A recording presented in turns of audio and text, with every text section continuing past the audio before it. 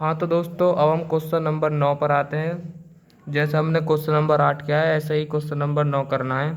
इसमें 0 से छोटा जो मान है वो रखना है और 0 से बड़ा ये रखना है। तो x बराबर 0 पर रखेंगे हम। सबसे पहले निकालेंगे हम LHL, limit x tend to 0 minus fx। ये हमने बता दी 0 माइनस क्या होती है, 0 से छोटा फंक्शन।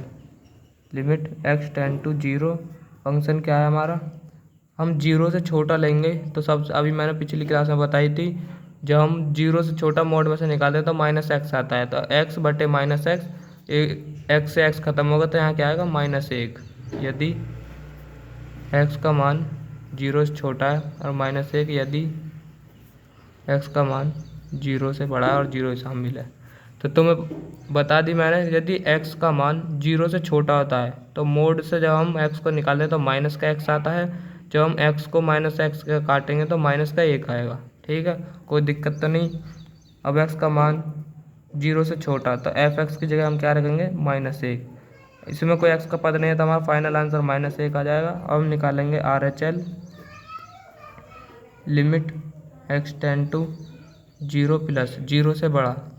अब यहाँ हम fx रखेंगे पहले, लिमिट x टेंड टू 0, 0 से बड़ा क्या है हमारा, -1। इसमें x का पद नहीं है तो ये -1 हमारा फाइनल आंसर।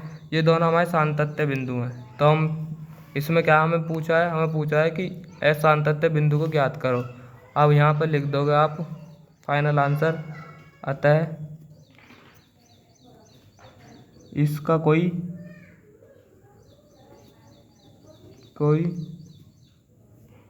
असांतत्य बिंदु नहीं है। तो हमारा फाइनल आंसर आ गया है।